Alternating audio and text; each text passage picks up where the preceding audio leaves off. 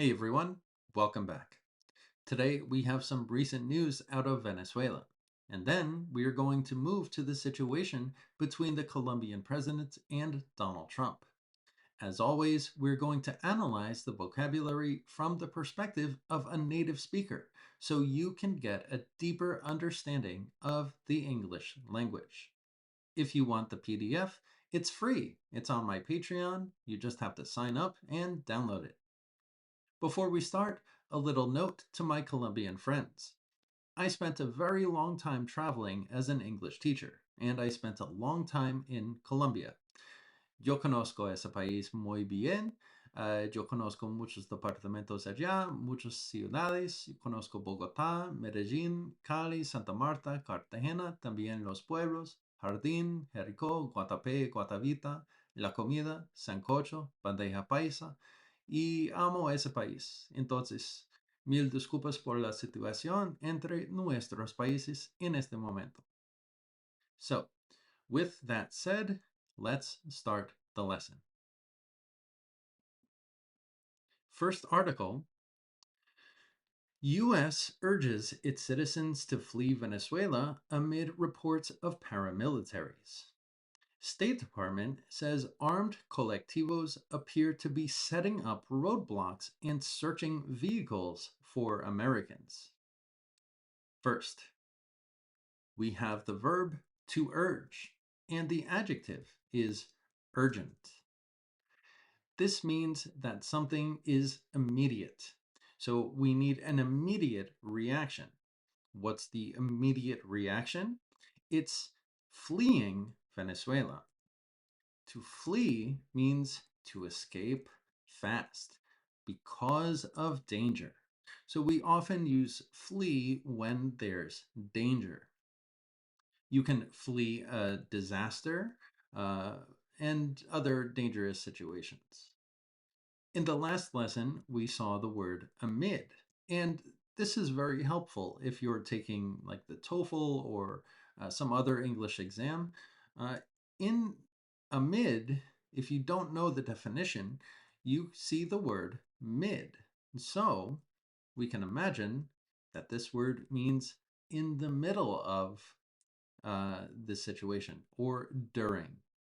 So, U.S. urges its citizens to flee Venezuela during or while this is happening, reports of paramilitaries. State Department says armed with guns, colectivos appear to be setting up roadblocks. When you see the word set, when I see this word, I like to think of settings on my phone. This is the app, of course, where you have many different options. And we use the settings app to prepare our phones or devices. So, set in a lot of cases means prepare. And in this situation, set up is preparing or building roadblocks. We have a word in English, block, of course, which means prevent. You block something. But if you want to be very specific, you can talk about roadblocks. And then we have the verb search. Now, you often learn search for something, but here we have searching vehicles. There's a difference between search for something and search something. For example, when you go to the airport to travel, you have to go through security and you have to give them your bag. If they are suspicious of your bag, they're going to search your bag. Not search for your bag, but search your bag. We're searching something in this situation. So you can see that here. They are searching vehicles inside of vehicles for something, for Americans in this situation. So at the airport, maybe the security guard will search your bag for dangerous things or something like that. The United States has urged its citizens to leave Venezuela immediately amid reports that armed paramilitaries are trying to track down U.S. citizens 1 week after the capture of the South American country's president, Nicolas Maduro.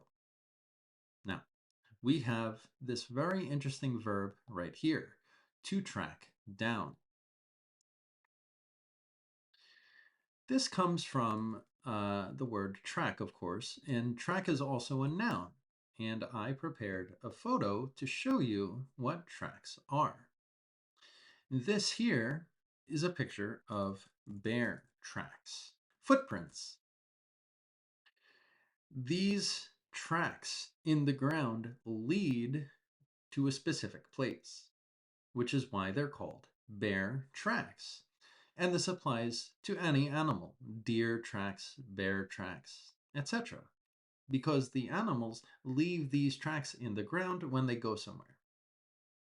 We also have train tracks, and you can see the tracks are going somewhere.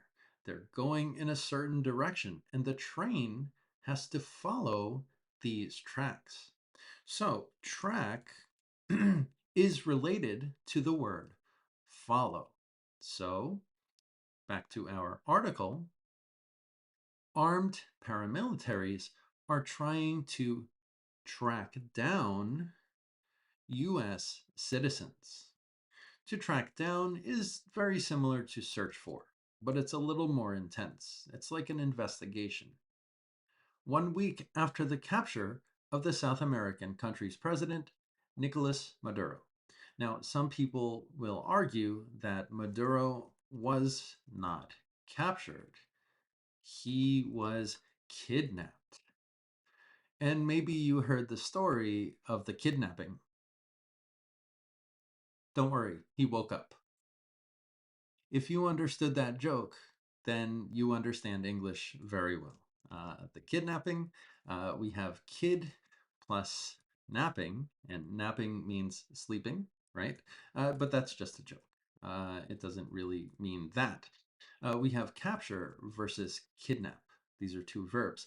Capture is generally something that's legal, but kidnap is something that's illegal. It's a criminal activity. So, some people will argue that Maduro was not captured, he was kidnapped. In a security alert sent out on Saturday, the State Department said there were reports of armed members of pro regime militias, known as colectivos, setting up roadblocks and searching vehicles for evidence that the occupants were U.S. citizens or supporters of the country. We'll continue. U.S. citizens in Venezuela should remain vigilant and exercise caution when traveling by road, the alert added, urging citizens to depart immediately now that some international flights from Venezuela have restarted. Okay, so we have sent out a security alert that was sent out. Why out?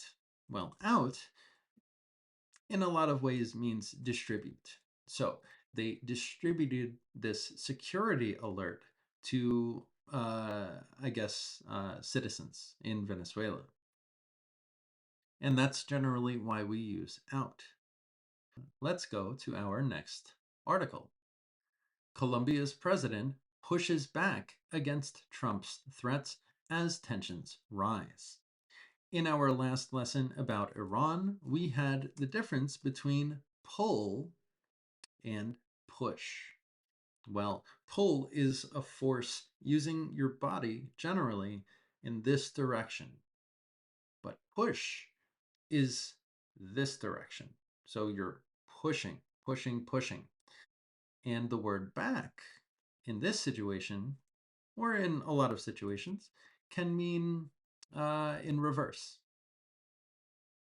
So when you push in one direction, you can also push back against the force.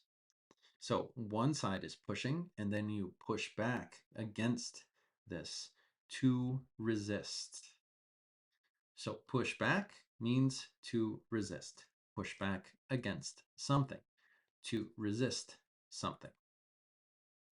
Against Trump's threats. A threat is the possibility of violence as tensions rise. The difference between rise and raise is a little complicated to understand, but rise is generally without control. So the sun rises in the morning. I'm not controlling the sun. The sun is rising by itself. The tensions are rising in the countries. I'm not controlling this. They're doing it automatically. Compare that to raise your glass. I'm controlling this, so I'm raising it. We can raise a flag, and the flag goes up. We're controlling this, so we're raising the flag. So rise is generally without control, not controlling something, and raise is with control. It's generally the difference. We'll just do the headline for that article and move to the next one. Colombia sees real threat of U.S. military action, President tells BBC. Colombia's President Gustavo Petro has told the BBC that he believes there is now a real threat of U.S. military action against Colombia. Petro said the U.S. is treating other nations as part of a U.S. empire. It comes after Trump said a military operation in Colombia sounds good. Petro said that the U.S. risks transforming from dominating the world to becoming isolated from the world. Before I mentioned the word a threat, so threat. This is a noun. We also have the verb to threaten someone, to threaten violence against someone. Someone or something. And this is very aggressive. There's the possibility of danger. And Trump said a military operation in Colombia sounds good. Now, many people like Donald Trump because he's very charismatic and he doesn't speak like a normal politician. Donald Trump is very casual with his words. So when I see this as a native speaker, I say, yeah, this is really casual. If you say sounds good, it's a very casual expression. For example, want to get pizza tonight for dinner? Do you want to is a little, more formal. You're pronouncing every word. But if you say wanna get pizza tonight? Informal, casual. And the response can be sounds good. Yes. Yeah. 100%. I want pizza. The full expression would be that sounds good to me. And we say this all the time in American English. So you can say, sounds good, or you can say, that sounds good to me. So if you want to speak better, I recommend this expression. Very common, very natural, very good expression. He also accused U.S. Immigration and Customs Enforcement agents of acting like Nazi brigades. Trump has significantly expanded ICE operations as part of what the administration says is a crackdown on crime and immigrants who illegally entered the United States. A crackdown is something we studied in the last two lessons, a common theme, and that means being aggressive with the rules, strict rules. Oh, one more thing. We have the word isolated in this paragraph here, isolated. So a word that's related to isolated is this one, but I don't want you to be confused because we pronounce this as island. We don't pronounce the S in island. Of course, the land in the sea, which is isolated from other parts of land. So, isolated or to isolate, and island. And with isolate, we say isolate from something. So you're separated from that thing. You're isolated from that thing. You can see isolated from, separated from. So we see these patterns in the English language, which can help us understand the language better. We'll go to the next article. Trump speaks with Colombian President Petro amid rising tensions. Colombian official calls it very positive. Now, I always tell my students that we have speak with and we have speak to. There's a difference. Uh, this is a very formal meeting between presidents.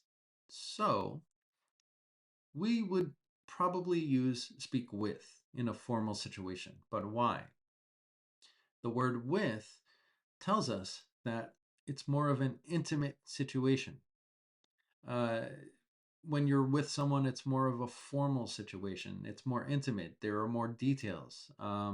These are two presidents, so they're speaking with each other compared to speak to, which is more about some kind of communication. It's not as intimate and it's more common. That's also like talk with and talk to.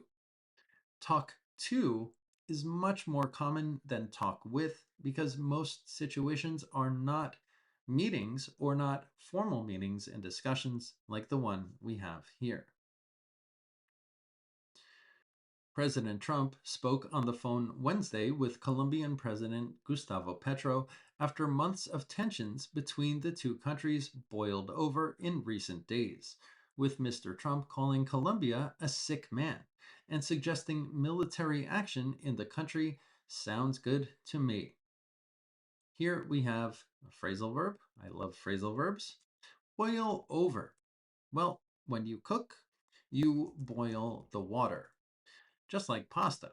I cook pasta all the time. I love pasta. And one of the things you have to do is boil the water inside the pot.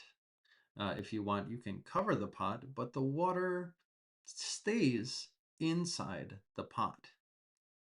But if that angry water, that hot water, boils over, you have this situation here. You can see the water is boiling over the top of the pot.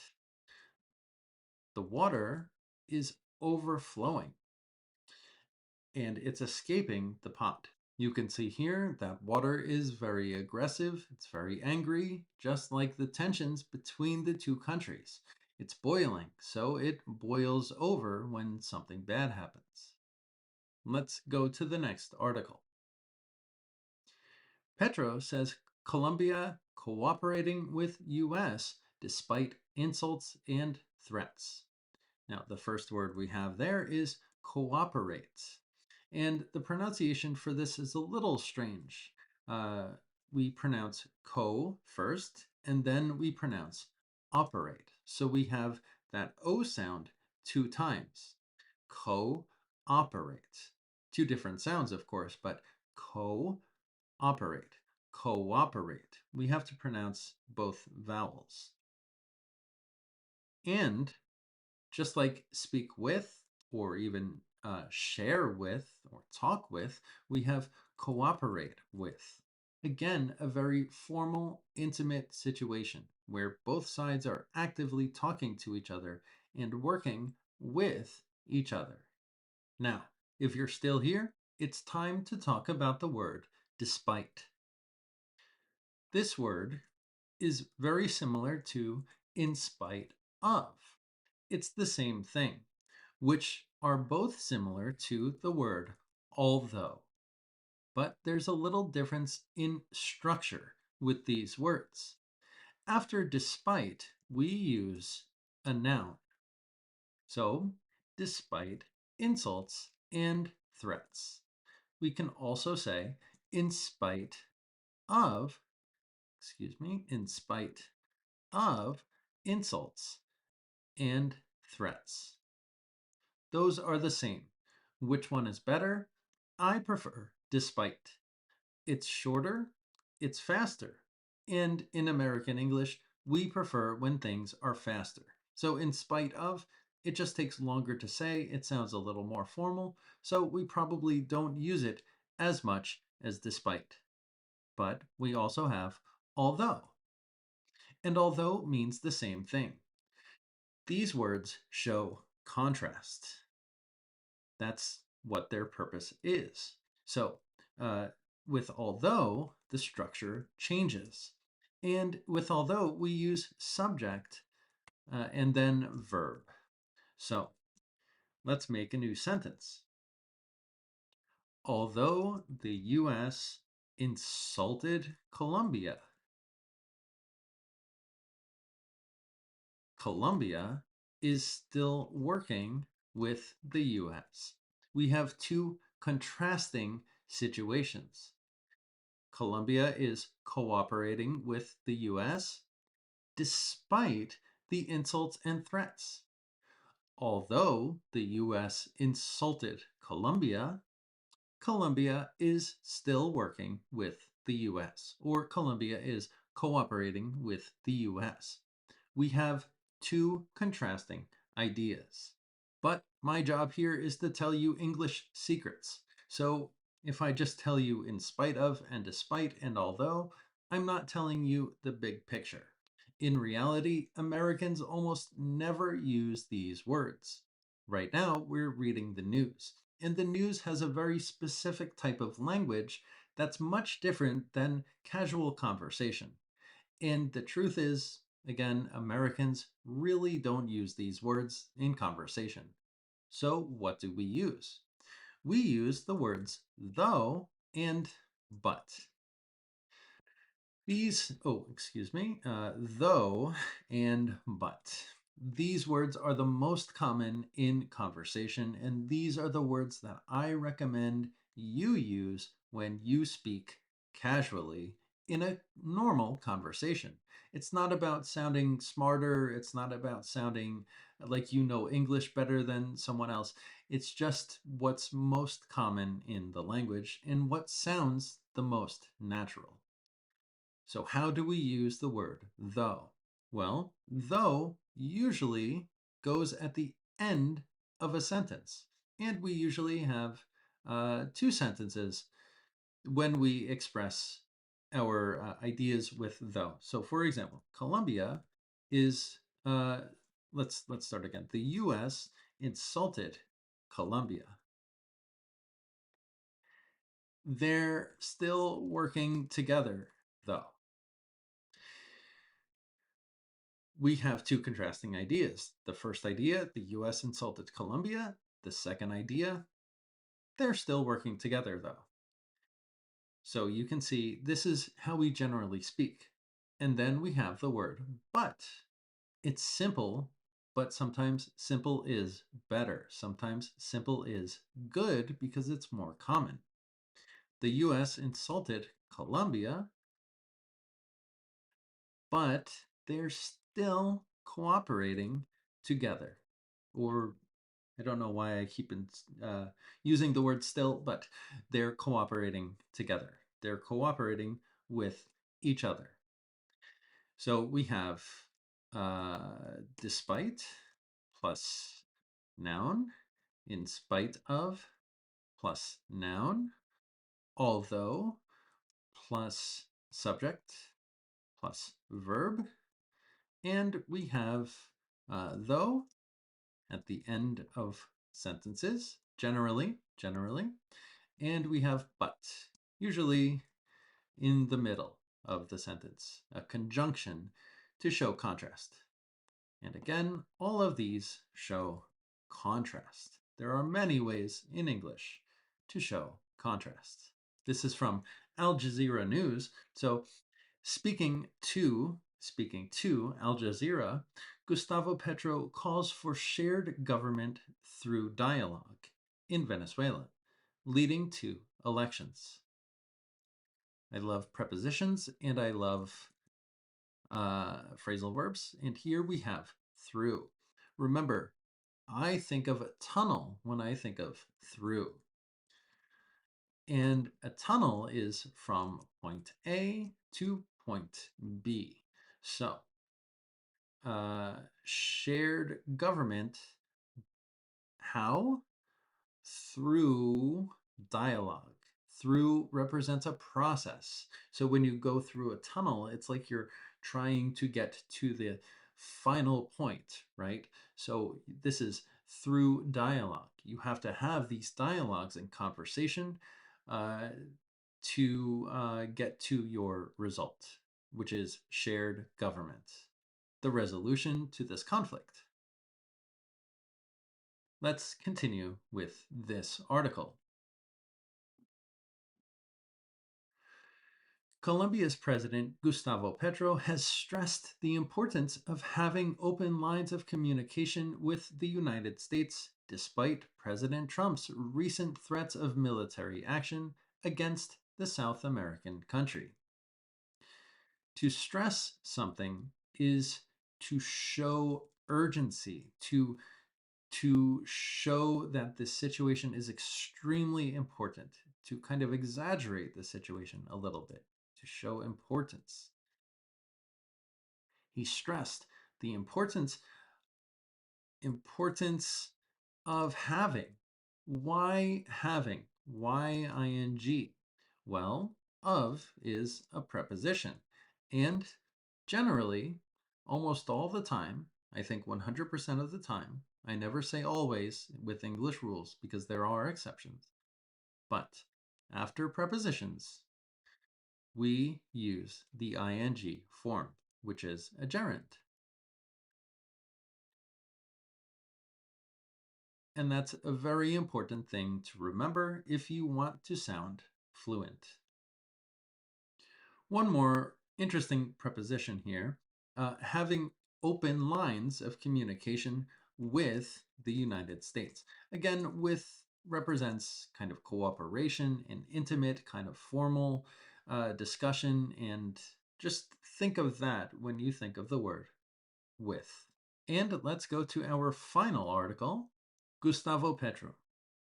Trump told me he was thinking of doing bad things in Colombia, a military operation. In an interview with El País, the Colombian president acknowledges that he feared being captured like Maduro, but believes that the call with the tycoon froze the threat. So there was a call between the two presidents, and Trump said he was going to do bad things in Colombia. Um, the tycoon. He said the call with the tycoon. This is Trump in this situation. A tycoon is not a word we use in conversation very much, but it's a very wealthy or rich businessman. You can say a very wealthy or rich person, but generally it's a businessman, a person with a lot of assets, and financial ways of making money. So a businessman. And we have froze. Well, froze is the past of freeze, and we have three forms: freeze, froze, and a lot of students think it's with ed, but it's not. It's frozen. So sometimes when I'm with my students, the connection will stop, and then it will come back, and we'll say, "Oh, what happened?" And the student will say, "I'm sorry, but the connection," and then they will say freezed. Now, I understand the word freezed because of regular verbs in English.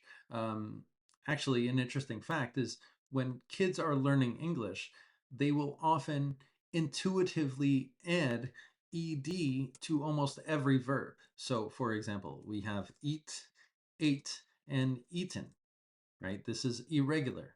Well, kids might say in some situations, "I eated the hamburger." And uh, my notes app is telling me, of course, this is wrong.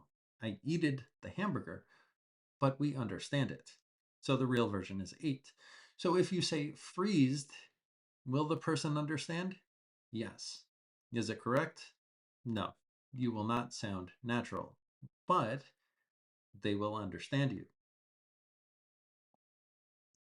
So my student should say to me, sorry, my screen was frozen. That's why the call stopped in some situations.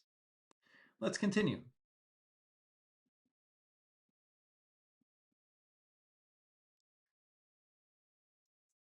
Gustavo Petro thought this past week that at any moment an assault force could land on the roof of the Casa de Nariño, the Colombian presidential residence, and burst into his office.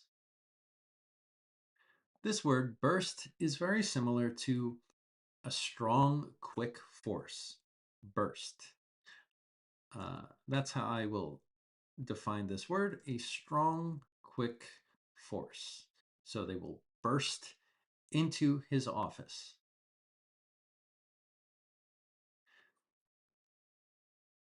He doesn't have a bunker to run to, as Nicolas Maduro tried to do a week ago before he was captured and placed on a helicopter bound for the United States. When you're flying, if you fly frequently, you will often hear something like this airplane is bound for the destination.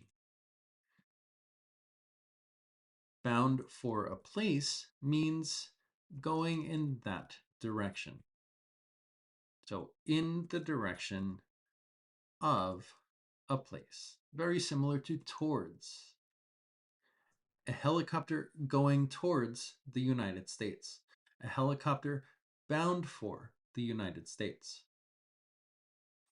The 65-year-old Colombian president felt threatened by Donald Trump's insinuations that something similar could happen to him. The US president has variously called Petro a drug addict, a thug, a drug trafficker, and a frontman for Maduro. First, we have the word insinuations, which are indirect suggestions. That's what insinuations means. Insinuations. And the verb is to insinuate. So Donald Trump insinuated that the president of Colombia was a thug. A thug is a very, very informal way to describe a criminal. It's very insulting if you call someone a thug. This is usually a criminal without morals. So it's an insult if you say that to someone. In this case, a frontman for Maduro is just someone who supports Maduro, someone working with Maduro in this situation. He has added him to the Clinton list, a red list of individuals and companies linked by Washington to drug trafficking, and revoked his visa. Revoke, we can express with a phrasal verb, take away. If you revoke a visa, you take it away. You cancel the visa. Petro, meanwhile, says he clung to the people as a shield against the army with the greatest firepower in history, and to Simon Bolivar's sword, kept as a relic close to him. We have this word clung to, and here this is from the verb to cling to something. The three forms of cling are cling, clung, and clung. And the definition for this word is when you are extremely attached to something, you're holding something very, very strongly, you're clinging to this thing. But sometimes this can be in a very negative context. So, for example, when we are teenagers, we're going through school, we develop feelings for another person, and maybe we're in our first relationship. It's a very common thing to reject someone and then they want to cling to you. So maybe you break up with someone, a boyfriend or a girlfriend or something like that, but they don't want to let go. They want to stay with you. So they cling to you. They cling to you. They want to be very close to you. And we have an adjective for this, a clingy person. And this is often from relationships. I'll say used in relationships. And it's a very negative thing, generally, a very clingy person. They don't want to leave you. And the final tip for today is the sword. Now, I have a student, and she knows now she shouldn't pronounce it this way, but she pronounced the W in this word. We don't pronounce the W. We pronounce it as sword. Sword. The weapon, of course. And that's it for today. So thank you so much for watching. If you liked the video, don't forget to hit like and subscribe like every other YouTuber asks you to do. Leave a comment. Tell me what you learned. I love hearing from you. And I will see you in the next lesson.